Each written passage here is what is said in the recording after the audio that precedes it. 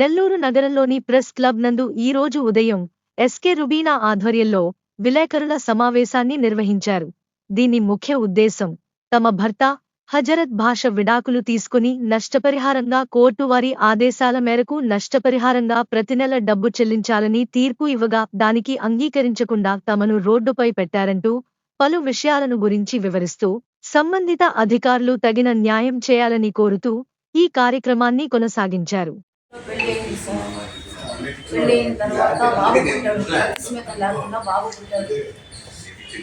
బాబు పుట్టిన తర్వాత ఆ బాబుకి బాగలేదే అని అప్పటి నుంచి టార్చర్ పెట్టి మా ఆయనకి స్త్రీ కూడా పరిచయం ఉంది, వేరే స్త్రీతో పరిచయం ఉంది సార్.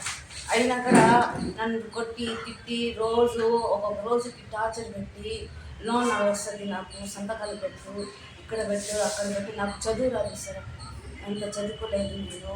అయినా సంతకాలు అవి పెట్టించుకొని నా దగ్గర నా పిల్లలకి బాబు పుట్టాడని అప్పటి నుంచి తగ్గు పెట్టుకొని కావాలని బయట వెళ్ళిపోవాలని నువ్వు నాకు వద్దు అని చెప్పేవాడు. ఎప్పుడు రోజు నీకు బిడ్డ బాగా పుట్టలేదు, నువ్వు కూడా బాగలేదు, నువ్వు వదిలేసి వెళ్ళిపోవాలి కదా అని చెప్పేవాడు. నాకు కోర్టు ఆర్డర్ కూడా ఇచ్చింది సార్, పిల్లలకి ఖర్చు డబ్బులు ఇవ్వాలని. అది కూడా ఇవ్వటం లేదు. ఈ కాకి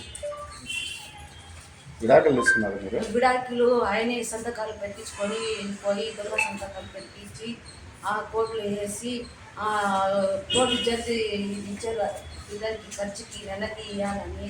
అది కూడా వేయటం లేదు. ఇప్పుడు ఎంటీ ఆఫీస్లో సంఘమండల ఆఫీస్లో పనిచేస్తున్నాడు సార్. ఆయనకి 2 లక్షల జీతం. నాకు పిల్లలకి నాకు ఏదైనా న్యాయంగా జరగాలంటే మీరే సహాయం చేసి ఈ కోర్టు నుంచి కోర్టు కూడా నెలకి డబ్బులు ఇవ్వాలని ఆర్డర్ కాపీ కూడా ఇచ్చారు. అది కూడా కేర్లెస్ చేసేసి నాకు ఏం చేస్తారు, ఏం చేయలేరు అని, ఏం చేసుకోపోతాము చెయ్యి మీకు కూడా చెప్పాడు సార్. నాకు మీరే న్యాయం చేస్తున్నారు. 2 పిల్లలు అడుగుకుంటున్నారు సార్, స్కూల్ లేదు, ఏమీ లేదు. నన్ను చూస్తే అనారోగ్యం, నాకు కడుపులో గట్ట ఉంది, ఆపరేషన్ చేయాలా, చచ్చిపోతాము లేకపోతే ఇప్పుడు 4 రోజులు అని చెప్పింది డాక్టర్ అమ్మ. ఫైల్ కూడా ఉంది సార్. ఈ ఫైల్ ఈ హాస్పిటల్లో చూపిస్తున్నాను సార్.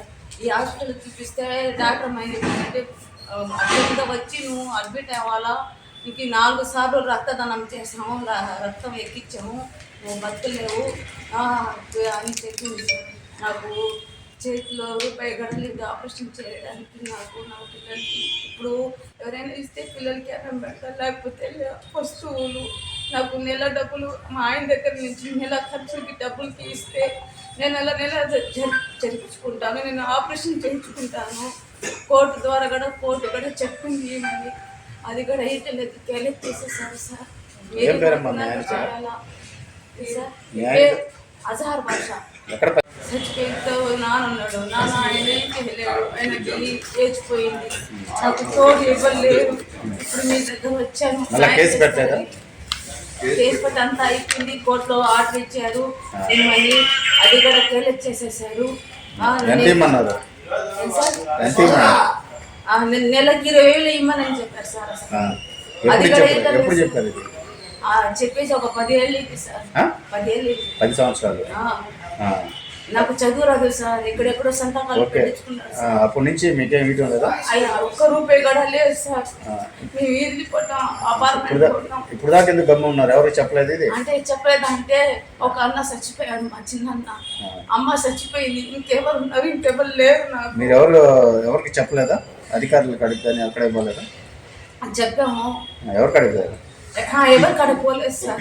అందుకే మీ కాడ వచ్చాను సార్, మీరు న్యాయం చేస్తారని. మా 2 పిల్లలకి న్యాయం చేస్తారని నేను నేరుగా హాస్పిటల్ నుంచి మీ దగ్గరికి వచ్చేసాను. విడాకులు తీసుకున్నారు మీరు? నేను కావాలని దొంగ సంతకాలు పెట్టించి నోటీసులు పంపించాడు సార్. ఎప్పుడు? అది 2010లో పంపించాడు. 2010 పంపించి నోటీసు పంపించాడు, నాకు తెలియకుండా, నా సంతకం లేకుండా పంపించాడు.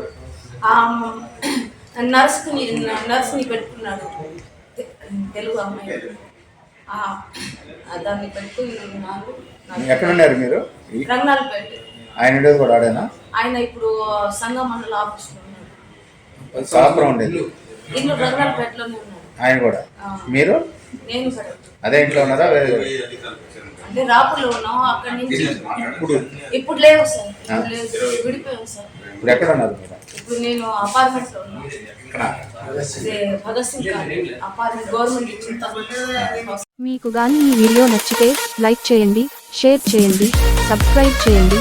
మరిన్ని వీడియోల కోసం గంట సింబల్ని ట్యాప్ చేయండి.